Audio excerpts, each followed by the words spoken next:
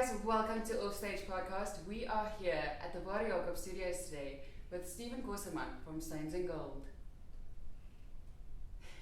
So Stephen, how did it start out for you? Music. Yes. Very young.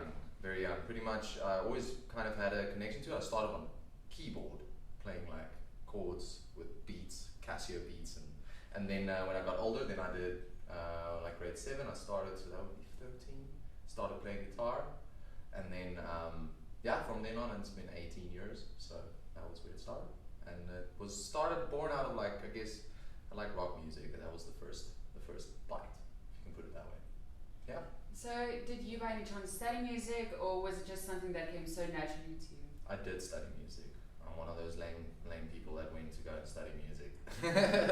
But yes, I did do a degree at Turkey's, a good old BA music, yeah, and it was cool. But that doesn't really give you any guarantees, you know. Do you think that it is an important factor to musicians to at least study it or know what they're doing while being in the music industry? Because I know that a lot of musicians can't read music, but they can play it. So do you think that it's something beneficial for musicians? Yes and no. I feel like if you came from the school of hard knocks, if you want to call it that, if you learned everything through like jamming, it's just as valid as learning everything through university, because in the end you're going to put the same amount of effort in. If you want to be good on an instrument, it's going to cost you something, you know, in effort, and whether you're going through an educational facility or not, doesn't really matter. The reason why a lot of people usually make it easier in the industry, in let's say contemporary music, any kind of contemporary kind of thing, it's more to do with when you don't study music, your knowledge is more practical, and because it's more practical and in depth as to what's actually happening in the music scene, you'll do a lot better than necessarily going to a university where you learn all the chords and all the theory and stuff, you know, and then you know all of that, but your application of that in the real scene might not be that easy, because people don't respond to necessarily art that is, you can play a guitar, that's one thing, you know, now you need to have a reason for people to listen to it, so it's more cultural.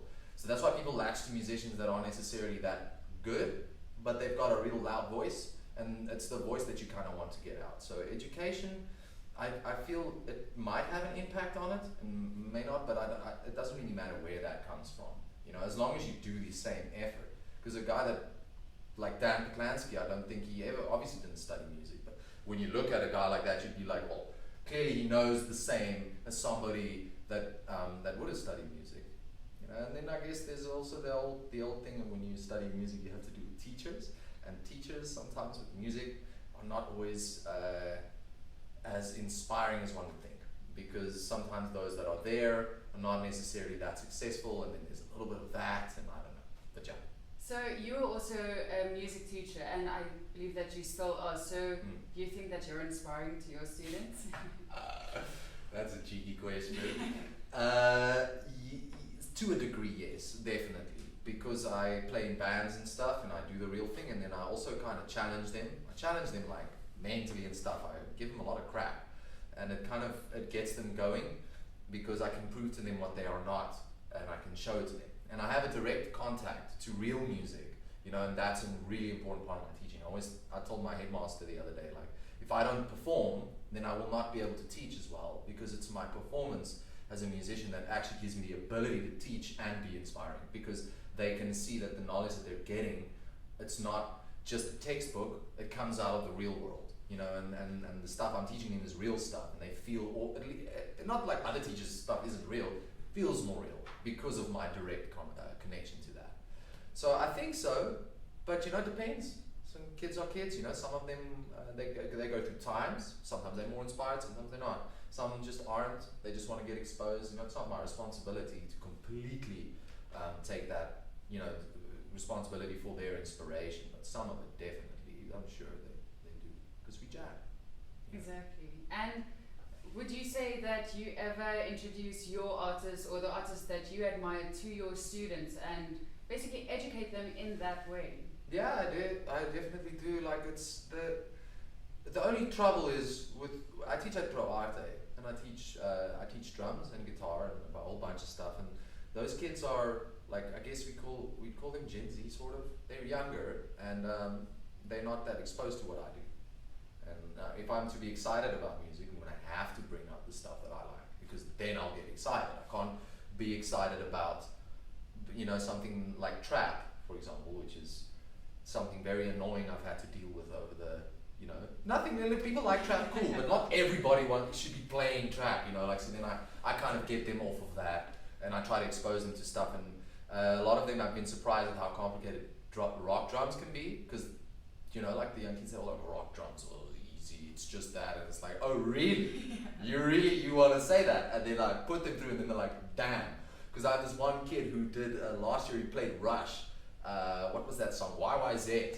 That thing's got like a 10-8 time signature in the beginning, so it's this real ding, ding, ding, like this complicated thing, and he was like, oh, it's gonna be rough, and he was like, damn, this is hard, you know, like, wow, and he worked hard at it. So yeah, I bring in all my stuff, but I do consider them, you know, I do bring hip hop, I bring jazz, I bring the stuff that they want, you know, so I try to be as versatile to them as possible.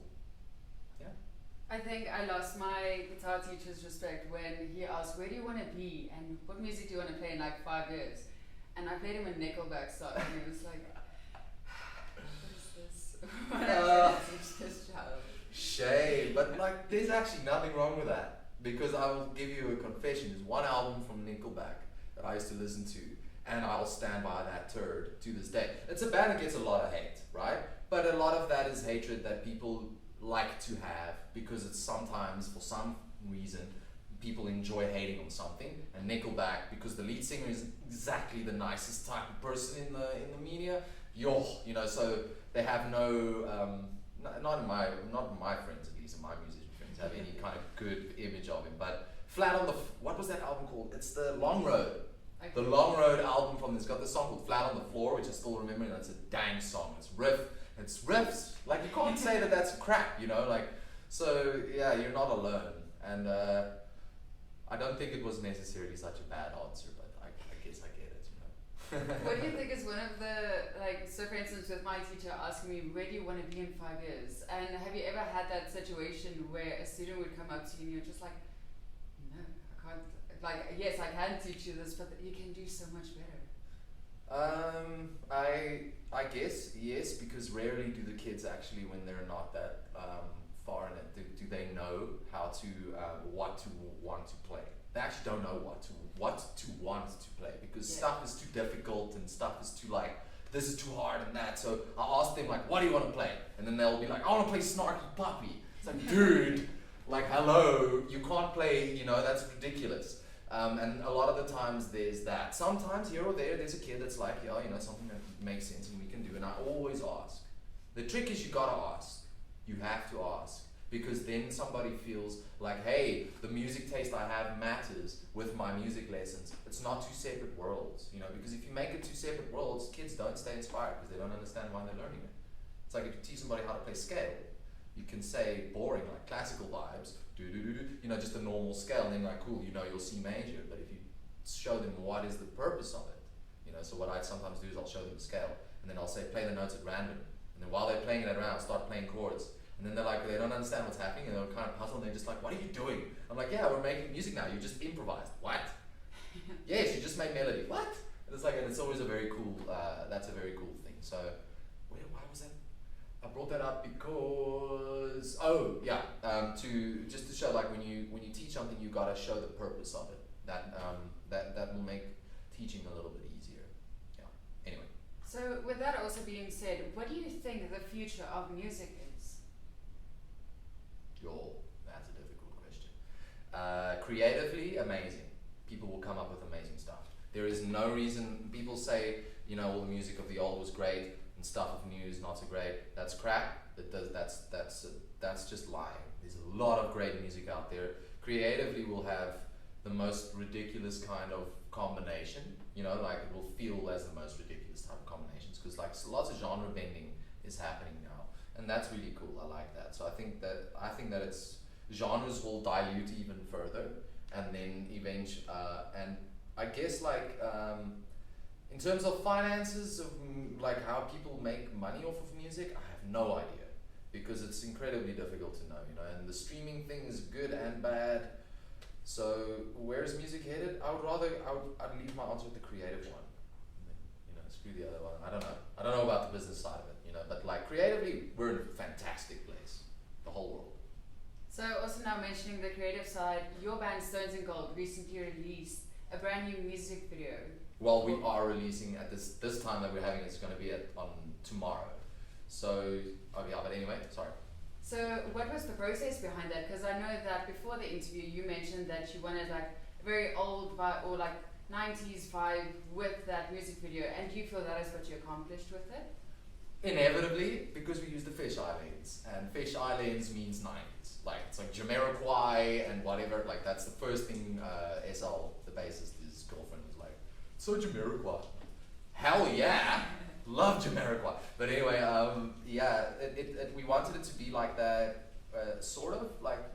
I guess the only plan we had was we were going to do it in one room, and I wanted it to feel, because the song to me has a bit of a punky message to it, so I wanted it to feel, I guess, like reality, and just like show that there are still bands in tiny little crappy rooms making noisy rock that doesn't sound too terrible, and I wanted to represent us. I'm trying to do as much honesty as possible. Like if I'm in front of any kind of camera, I can't do my job properly if I'm not doing me, so we couldn't do that video if we did anything else, and we shot all of it ourselves. What a work. Like I edited 30 hours plus on that thing, so we worked really hard to make this as good as we possibly could, and all I wanted to do was capture everybody's personality and what we do.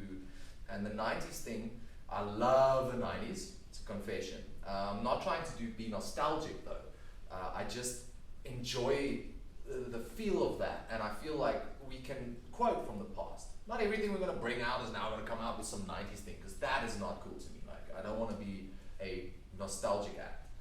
But this particular one, the song and everything, it just felt like makes sense, And the message is quite angry, and that's why it's nice to put it in like one little room and make it feel personal.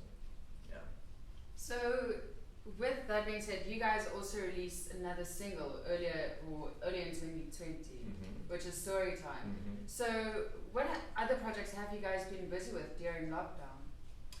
So I'm a bit allergic to the being creative during lockdown concept, because my creativity hasn't gone up or down. It has stayed exactly the same. Because ironically, in my world of music, it's never been easy. So now it's more difficult to me. It's like, well, that's more of the same shit, so I don't really care, But we are busy making an album. I can say that successfully. We are going to make an album. We have written all the songs. There's over 20, so we're still trying to like chomp them down and pick what we're going to put on this one and save some for the rest and whatever. And it's going to be a very cool recording process, because we're doing it ourselves, but we've been doing this for a while, so we're going to do it well ourselves. We're going to take our time, but we've got a real good plan. It's quite odd how we're going to do it. We're going to maybe record some cymbals separately from the drum kit, because we don't have necessarily studio space. We're going to make studio space for each track. And we will be dropping stuff about that later this year, because we're going to have a Patreon page that people can subscribe to, because all these demos are made. So there's an entire album for people to listen to. They can listen to it, but I don't want to put it out unless it's not. It can't be demo quality, obviously. So, but we're going to put it all on Patreon, and then if people want to listen, they can hear I call them crappy demos, and Ramir, the drummer, gives me shit every time I say that. So I just like crappy demos on the Patreon page, and then people can listen, and if it inspires them, they can then become a subscriber, and then they'll get obviously the album and everything, and then they can help us fund the process of recording this, because we will be finishing this pretty much in the first half of 2021. Yeah, and we got the songs. So you mentioned that you guys are going to be recording this yourself in obviously like a home situation. So who's going to be doing the mixing and mastering for you guys and making sure that everything that is going on is according to how it should be? We'll probably have it mixed by our OG guy, Byron. He's the guy who recorded Dead Generation, Audio Nebula. Brilliant dude, like absolutely. And he's setting our standard. So we will not reach below it. That's just how it has to be, because he's given us a pretty good standard. He'll probably do the mixing, and then we'll probably send it somewhere else for mastering. so we can have more ears on the thing, you know, because putting all the responsibility of mix and master on Byron, even he would say, you know, it would be a good idea to send it for more. He's always said it, you know, send it for mastering to somebody else. More ears means more color, and then you get more versatility in the sound of the record. So with that also being said, I wanted to ask you, do you think it is important for bands to keep the same sound engineer? Because obviously when you have a dedicated sound engineer on your team, he or she would know what you want as a band and what the kind of vibe is and what you'd like to hear back. So do you think it is important for bands to have an allocated sound engineer? I would say it's like mixing to me, and sound engineering is very artistic to me, even though it is very scientific. So I'd say yes, if your sound engineer has a philosophy that is similar to your band, because your band will always change. Like if I think about the band 3 years ago and the band now, they're not the same. They've evolved. You know, they've changed. Not for worse or better or worse. That's not the book, but it evolves, and you want that to go with it, because 3 years ago I might not have been writing heavier riffs, you know, which now I'm kind of writing a bit more heavier riffs, which I thought 3 years ago I was like, nah, I didn't really want to do that, or I don't know why, whatever, it doesn't matter. Life happens, and you kind of follow your feel. And now I'm writing heavier riffs, and then you want your sound engineer to be able to think enigmatically on his own. You know, if you can have the privilege of having one of those, because yes, I do agree. If I could have a sound engineer who understood the band always, and I could communicate even changes and stuff, because he'd be a fifth band member, you know, fourth band member, because he would add so much more color. So yeah, I think it would be better, but he's got to be the right guy. Hard to find, you know, very hard to find. Exactly, especially with your band. So I know that you guys have also gotten a new drummer, and what is it like adapting to a new member of the band?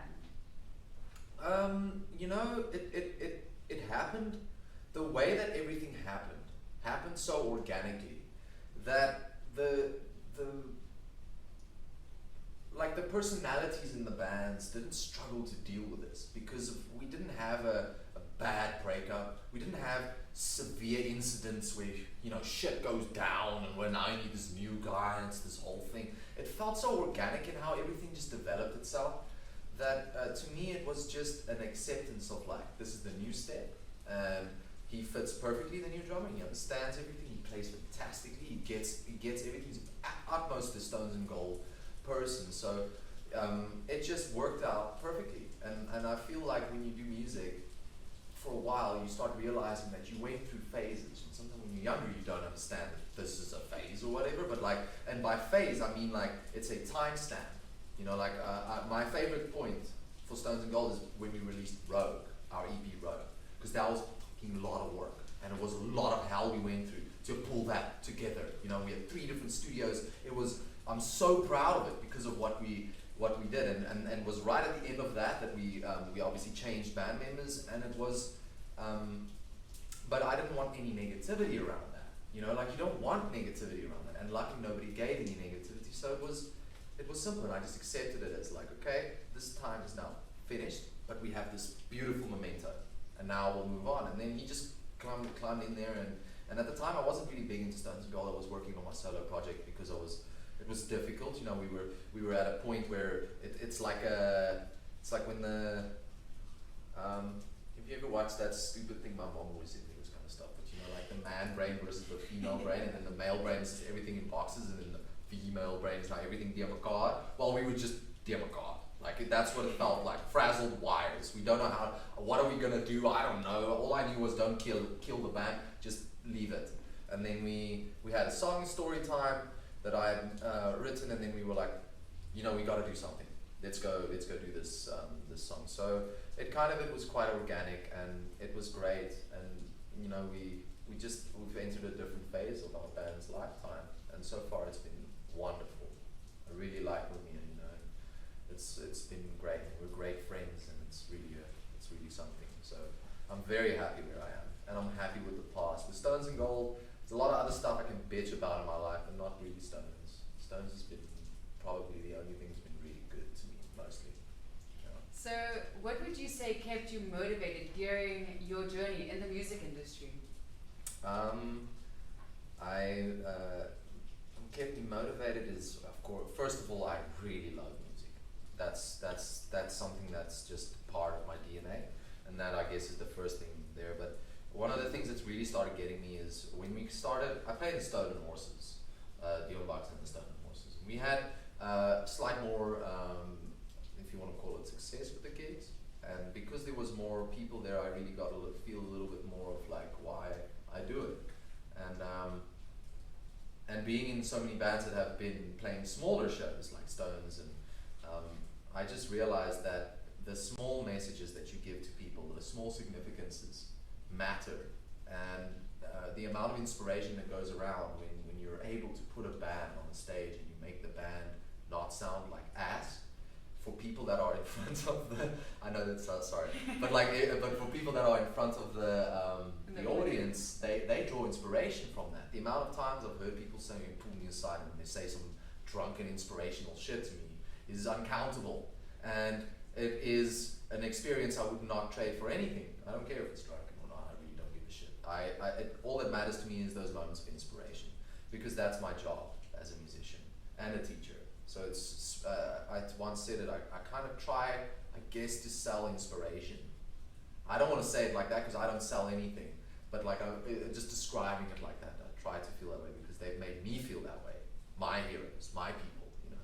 Yeah. With all of the stuff that you now mentioned that you've gone through and all the bands that you've been in and projects that you've worked on, what do you think is the biggest obstacle that you had to work through? Like for yourself as a person and then with others? With others, it was getting aligning in the beginning phase. I think I struggled a lot with aligning my view and allowing their views, and me sometimes accepting their views or being able to see their views. So people dynamics was definitely something I struggled with in terms of being successful in the long run. Like I can get along with somebody well, but like bad people would leave and whatever, and you know, so it took me a while to get the people dynamics down, and the struggle was to me is reaching an audience always. South Africa is a bitch of an audience. It really is for me difficult, you know, because rock music fans are full of crap. That's okay, they can be. You know, so it's been difficult. That's been the hardest thing to me, is to stand out, you know, and to get like the bigger shows, you know, when they were around. It was hard to get Park Acoustics and hard to get like, you know, these Milli Pop and all the stuff we played with Stolen Horses was difficult to get. So I think that's been my most, the biggest struggle is the practicalities of it, like the practicalities of business. The music, I don't know, we always kind of pull it through, so I have nothing to bitch about the music. You know. So is Stones and Gold managed by someone? Me. And how does it feel to manage your own band and brand? Because at the end of the day, obviously you have to go out and look for gigs and basically promote your own band to be like, you guys want to listen to our music. So how is it for you, and how do you deal with that kind of workload? I like your questions, by the way, because I have an answer for every one of them. It's really, really great. I find it not, I've hated it. I actually hate it, to be honest. I don't like managing a band because I would rather not do it. You know, like I make music and I write stuff, and that's kind of what I do, you know. So, and I'm always doing that. So when I have to manage it, I always have this like hubris in me that's like, no, you know, I just don't want to do it. But then I remember I have to conceptualize it differently. I do things, trying to do things like a business person as best I can, and I fail at that quite often. But I remember that the first thing I'm trying to do is to get the music out there. And if I focus on that point of like an artist is responsible for finding his audience, then that's my focus. And then it kind of takes away the other stuff, because I feel like when I do write my song, I have a little more satisfaction when I release it, because I'm doing effort to try and get it out there and all of that. So I don't enjoy particularly that part of it, but I accept it, and I realize that on the outside for other people it doesn't look like it feels like to me, so I just shut up and just do the thing. You know? Would you say that it is difficult managing the band? Because like Duncan have said many times, it's like herding cats. Yes. And also then Yes. the obvious part Herding is like cats. there's 3 other members or 2 other members that it feels like you're in an open relationship with these people, and you constantly need to answer and think about everybody else. Yeah. Well, I mean, like if you think about it, like me and Duncan being there, who used to drum with us, who made that Rogue EP with me, you know, we're still brothers, you know, even if we don't have the band. So the thing is, it is exactly like you say, it's a relationship. and it gets complicated. And it's up and down. It's up and down. It's been easy, it's been tough. It's been easy, it's been tough. And I just go with emotions, you know. I just try to remember not to be resentful. Like, that's a really big thing. Don't be resentful, you know, and speak up. Like, you gotta say stuff, you know. He used to say, I'm a sharer. And I'm like, that's a great thing, because for me, because of course I talk too much. I really do talk a lot, and I'm sorry. But I'm just saying, like, the reason is for me to make sure that the info is out. So there's no lying, so nobody feels like there's any dishonesty, any kind of, because those are the things that kill your band, you know, dishonesty and why are we doing this, and if the whys of everybody doesn't somehow align, even a little bit, things aren't going to work for you, you know, in the long run. So, yeah. I think that answers the question. Yeah. So you are also part of a project called String Theory. So String Therapy. String Therapy, sorry about that. Can you tell us more about it? Yeah, we do weddings and stuff like that. It's my snobby thing, you know. So we play weddings and we do like fancy things. And I have a glorious sister who plays violin and sings, and she's magnificent. So that's me and her. It's my oldest musical thing I've ever done, and I think my first gigs was with that, playing violin and while playing guitar, Irish jigs, you know, Irish jig music. Yeah, we still play it to this day, you know, and it's quite emotional now as they get older. When I play that stuff, I'm like, damn, this is starting to mean quite a lot. But yeah, we just do weddings and stuff like that, and any kind of fancy event where you want some classy music. You know, my sister sings a bit more, and the violin is beautiful. She plays beautiful violin. So yeah, that's what String Therapy is. Very proud of that. So how did you two decide to start this? Oh, we didn't even decide. We wanted to make music, and then inevitably, at some point, we got an opportunity to play at this like market, and then we got paid like $200 for both of us for 6 hours. You know, any idea how long 6 hours was? My fingers bled that day, like so bad. We got $200 for that gig, but like 2007 or something like that. Yeah, 6.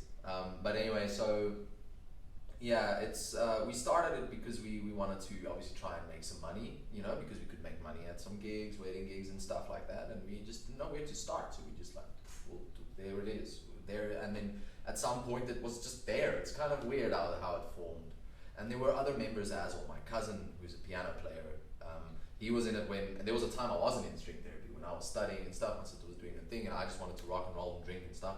So we weren't doing String Therapy for a little while, and then there was that piano player. He's really, really good. And then I joined again after that. So it's kind of just been around always, and we never kill it. It's one of my rules. It's like I don't kill my projects. I just keep, if you don't want to do it for a while, put it on hiatus. But if you make a big thing, you're like, oh, I'm done. Rah, then you're done, you know, and it's weirder when you want to restart it if you feel different a year or two later. Exactly. So what would you say is one of the weirdest requests that you guys have gotten at a wedding? Weirdest requests. We played a breakup song as a wedding march. Oh no. Yes. It was the weirdest experience. What was the song? I'm trying to think of the song. It was it's like it's one of those diva chicks. I want to say Katy Perry or Hot and Cold, but you're in the right world. Like, it's just, I can't remember. It's like Titanium, but not Titanium, but it's another song. But who's the chick? It's a duet. I think it's Christina Aguilera and another guy who sang this duet, and it's this very depressing breakup song. And I was like, why are we playing this breakup? And we sang it, man. Not violin, we sang it. So it's even weirder. So I think that to me is the weirdest request now. Definitely. Breakup song. Yeah, it's kind of like the precursing the wedding. Yeah, and they are divorced. It's the worst thing of all. That's the weirdest thing of it all. They are actually divorced. It's not the song's fault, I'm sure. But I don't know. It's just poor taste, because I don't know, I felt pretty weird singing those lyrics, and it's like, there's the bride walking down, and so, like, and this whole, and I just wish I could remember it now. It's been so long, but I do remember that it was a breakup song. I've been pretty freaked out by that. So with you now obviously being in the industry for a couple of years now, how do you protect your money makers? So your hands, your ears, your voice, everything that you use to play instruments. My hands, I need to stretch my back in order to keep my hands going, because the knots there follow all the way through. So I have to do some stretching, and more than I used to. it's annoying. I wish I could just stay like super young always. Yeah, because like they do act up a little bit, so I have to stretch my back. I have to warm up my vocal when I do anything like intense, like a Stones and Gold show or something like that. Or actually, you should be doing always do your vocal warm-ups if you can, whatever they are, whatever you figure them out to be, and that's it. Like warming up your voice. I don't scream like crazy anymore. You know, I don't smoke cigarettes anymore, and that was a big one. You know, that really helped because my voice did not like cigarettes. And that's it. And consistency is kind of the key. You try to do, when you get older, you no longer need to necessarily, like I did the 7-8 hours a day thing and all that shit. So you still do kind of close to it, but it's a different 7-8 hours. It's not scales and stuff because it's a repetitive, uninspiring thing I've already done, you know. So that you start making the exercises based around technique smaller and stuff, and you focus more on stuff that's more inspirational. That's my experience, at least, you know. And that's what I do to kind of keep me going. Listen to a lot of songwriting so that songwriting inspiration doesn't go anywhere. That's kind of what I do. Yeah. And you also mentioned that you teach drums. So with that also being said, you need to protect your ears. And when we go back to venues again with the hard music and everything, do you protect your ears? I did at some point. I had, and I still do. I had noise bands, but if you wait too long, you need to replace them. They're not that cheap, and so I haven't really tried to replace those. But mostly, yes, I'll always have. I've got one of them left, and it still kind of fits in there. So I'll have like the spook and block thing. I've got one in there, and then my other one in there. Like when we play the grind, which basically, you know the grind, I the do venue. know. So it's a tunnel. It's a cement tunnel. So it is ungodly loud in there. You can't deal with that. You know, I can't deal with that. So then I have to put in. So it does depend where, and I usually do. I really usually do. Yeah, always put ear in protection because my ears go. You get that E afterwards, and it's yeah. But I wish I had new noise bands. That's what you should get. That's what actually I'm promoting is for musicians. Is get those ones that noise cancel evenly. Yeah. And you spend it once, and it's expensive and shit. But like then you'll feel like wow, I can actually hear all the definition without the volume. Because if you put any other plugs in, you get bass, but no, and all the trebles are out, and then the music's unbalanced, and that sucks, you know. So with all of the serious questions out of the way, I wanted to ask you, because I know that quite a couple of your friends are in different bands. Mm-hmm. So my question to you is, do you actually like your friends' bands? Some of them, yes. There are some of them that I also don't like, musically speaking. But yeah, I actually kind of do like them. I guess there's something to me about like culture and music. Like I don't want to like the genre necessarily or something, but I must honestly say I do honestly like most of the bands that my friends are in. I don't think, you know, there's bands that I don't like. Some of them I would rather listen to live than I would on record. I can say that, you know. Yeah. So with that also being said, you obviously try and make as many of your friends' performances. I can't lie about that one. No, I can't always make their performances, and I try when I can. But also, if you've seen a band too many times, you know, then I wouldn't want to. You know, there was a time we were doing the Super Buds, which was Straight Jackal, Scarlet Wool, and Stones and Gold. We're still great friends, you know, but saw Straight Jackal and Scarlet Wool so many times that after a while I was like, I'm gonna stop seeing you guys so I can enjoy it the next time and I can hear something new. Because otherwise you just see it all the time and you're just like, I don't want to. I want to also enjoy it and not just go because of support. A big thing to me is in South Africa we use the word support a lot. It's not a problem. I just feel like when we listen to music, you don't put an album on saying I'm going to support this by listening to it. You want to listen to it out of your own intrigue. I'm interested in that. You know, I want there to be an intrigue to people that are listening to the music. I don't want them to listen to it just because like I'm their friend and they owe me that, because they don't owe me that. You know, and I don't owe it to them either, to be honest. So if your friends put out a song that you feel is not as great as with the rest of their stuff, would you tell them that? Would you be honest to them? Perhaps if the conversation went there, maybe. But I also feel that like criticism is only useful at the right time. So I wouldn't out of my own just go and say like, dude, like the vocal or this song isn't that great. I would never do that. I would only do that if I had a good relationship with that person, and then would understand if I said something like that, you know. But usually I would rather say, because the situation doesn't come up where I'm asked about something like that or whatever, in such a way, in these circumstances, nah, probably I will not give that opinion. If you don't have something good to say, just don't say anything at all. True. So, who would you say is Stephen Kosterman when he is not on stage? What an introspective question, because there's so many people asking that now during this COVID time. I'm a coffee snob. I have really good coffee that I'm selling right now. It was roasted yesterday. I actually saw your video for the sponsorship for the coffee, and I wanted to ask, how does one go about getting a sponsorship for that? It's not a sponsorship. Sorry. I wish it was. That's understandable that you say that. That's what the assumption is when you see that. You see the two brands together.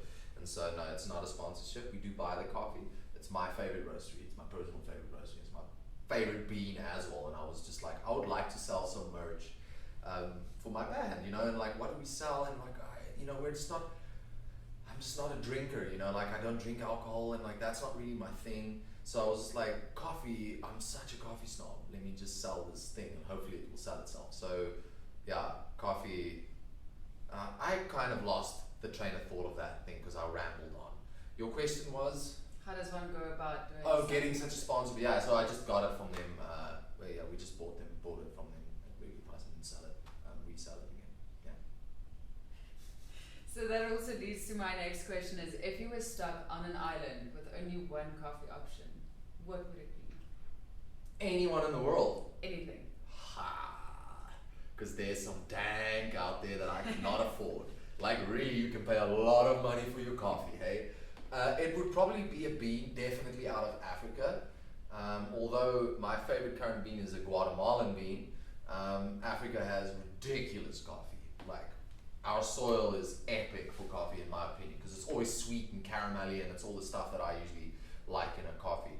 So, I would probably say, I can't name it because I don't know the names of these places.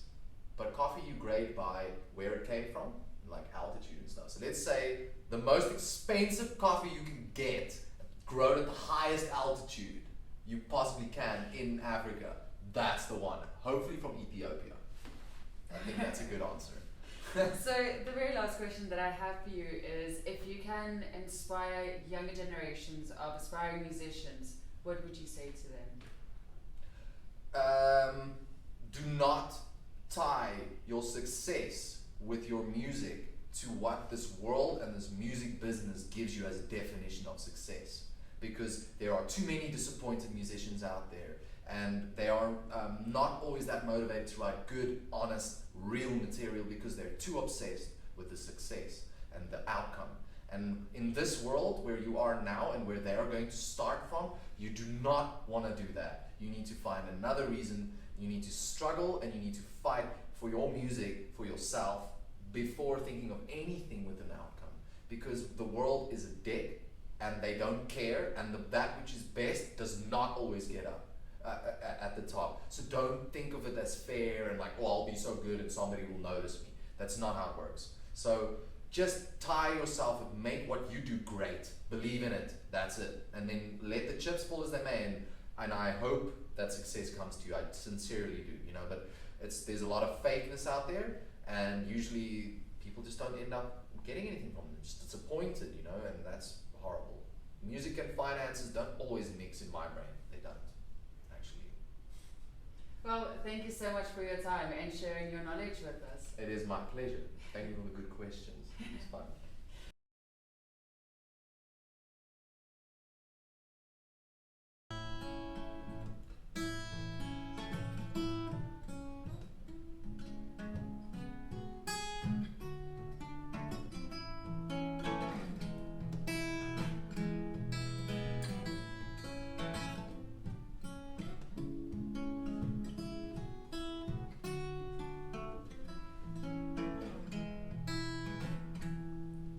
And bloom, and everything will bloom. It's coming rather soon, yeah, your golden moon. Until then, you've you've got to hold it out. Squeeze the last drop, not know you ever stop. 'Cause you're such a sight for my sore eyes. And even when your heart is almost too much for me, and spill out your love, you make it alright. Know the light is free, the pain's just a scene, and wait it out and you see. Homie, your life is free.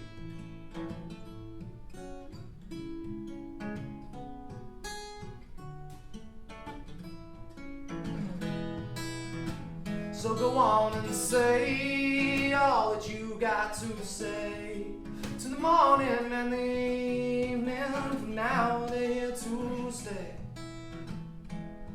And take all your crooked drums and turn them into songs. Maybe then you'll see why you're such a sight for my sore eyes.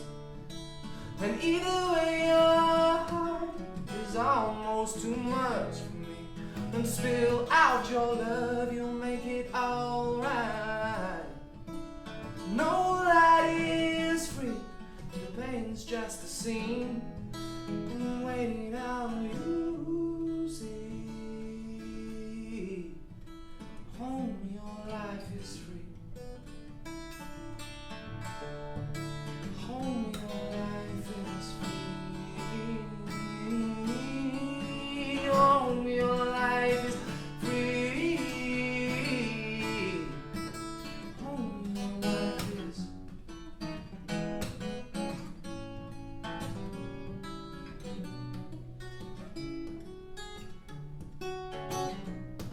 'Cause your past is nothing but an old friend, saying, hey, how you been? It's been so long since we spoke in that garden of your resolution.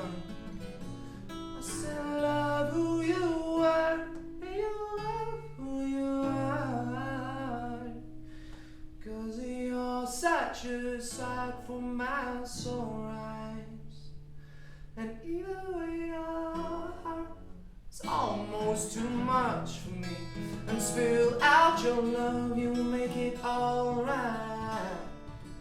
No light is free, the pain's just a scene, 'cause you're such a sight for my sore eyes. And even when